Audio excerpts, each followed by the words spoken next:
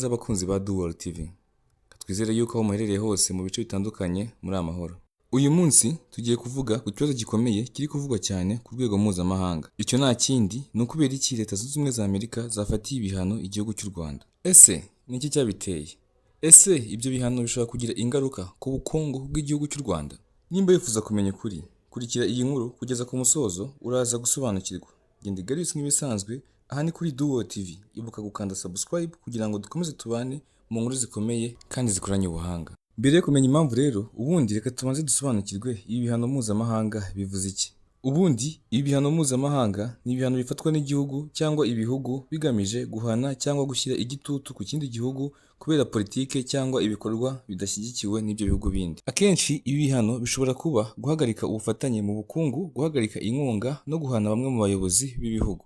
Nk'uko byatangajwe n'ubuyobozi bwa Leta Zunze Ubumwe za Amerika, buvuga yuko ibi bihano bifitanye isano n'ikibazo cy'umutekano muke kiri kubera mu burasirazuba bwa Repubulika Iharanira Demokarasi ya Kongo. Bavuga yuko Leta ya Kongo hari ibirego byinshi ishinja igihugu cy'u Rwanda, akaba ariho Leta Zunze Ubumwe za Amerika zahereye zijya gufata ibi bihano.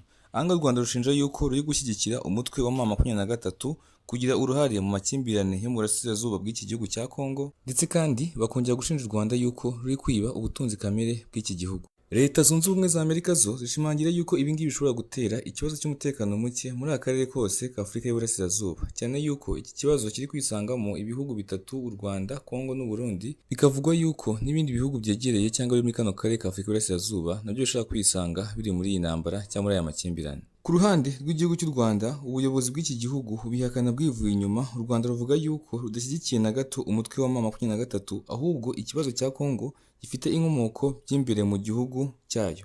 Nyakubahwa Perezida Paul Kagame n'abandi bayobozi bavuga yuko u Rwanda ubwo rwifuza amahoro n'umutekano urambye muri aka karere ka Afurika y'Iburasirazuba. Abasesenguzi bavuga ko ibi bihano bishobora kugira ingaruka zitandukanye ku bukungu ndetse n'ibindi bikorwa byajyaga mbere hagati y'ibihugu, ubwo ndavuga Leta Zunze Ubumwe za Amerika n'igihugu cy'u Rwanda. Abasesenguzi mu bya diplomasi bavuga yuko ibi bihano byafatiwe igihugu cy'u Rwanda na RDF ndetse n'abasirikare bayo bakomeye bishobora gutuma hagabanuka ubufatanye hagati y'igihugu cya Leta Zunze Ubumwe za Amerika n'igihugu cy'u Rwanda.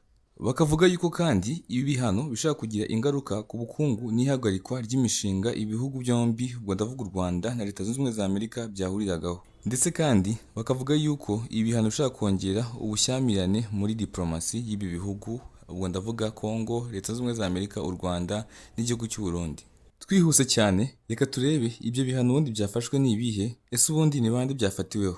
Amerika yafashe icyemezo cyo gufunga imitungo ya RDF ndetse n'abayobozi bayo bamwe bakomeye muri Leta Zunze Ubumwe za Amerika, ndetse kandi inahagarika ikoreshwa ryayo n'Abanyamerika. Ni ukuvuga ngo aba bayobozi bafatiwe ibihano ntabwo bashobora gukoresha amafaranga yabo cyangwa imitungo biri muri Amerika, kuko ibi ngibi Leta Zunze Ubumwe za Amerika zamaze kubifatira. Ubu ngubu abaturage n'ibigo byo muri Amerika ntabwo byemerewe gukorana ubucuruzi na RDF cyangwa aba bayobozi bafatiweho ibihano.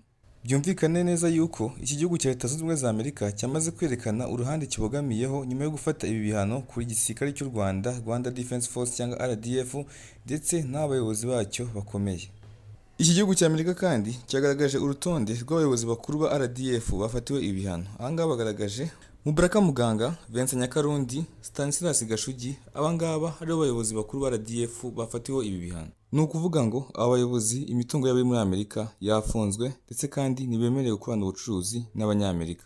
Ku ruhande rw'igihugu cy'u Rwanda, ubuyobozi bwavuze yuko ibi birego bari kururega atari ukuri, kandi ko ikibazo cya Kongo gifite indi mizi, ndetse kandi batangaje yuko atari ngombwa gufata ibibazo by'igihugu kimwe ngo babyikoreze ikindi kugira ngo babone igisubizo cyangwa umuti urambye, ahubwo ibyo ngibyo bishobora gukurura amakimbirane ndetse n'ibindi bibazo bitari byitezwe, aho kugira ngo babone umuti muri rusange. Ese wowe dukurikiyeho witekereza iki? Ese ubona ibihano bya Leta Zunze Ubumwe za Amerika byafata igihugu cy'u Rwanda bifite ishingiro, cyangwa hari izindi mpamvu zihishe inyuma? Ese iki kibazo Leta Zunze Ubumwe za Amerika zishoyemo zizagikemura? Cyane ko turi kubona ko Leta Zunze Ubumwe za Amerika ziri gukora ibikorwa byinshi mu bice bitandukanye by'isi, aho mwabonye uburyo Perezida Trump yeguje cyangwa agafata Perezida wa Venezuela Maduro amuziza ikibazo cy'amavuta cyangwa peteroli ikomoka muri iki gihugu. Ndetse kandi muri kubona uburyo Trump ari kugaba ibitero muri Iran ubudahagarara kuri misile nyinshi cyane, atitaye ngo arapfa nde ararokoka nde. Murabona iki kibazo kiri hagati y'igihugu ya Repubulika ya Demokarasi ya Kongo n'igihugu cy'u Rwanda ndetse n'umutwe wa M23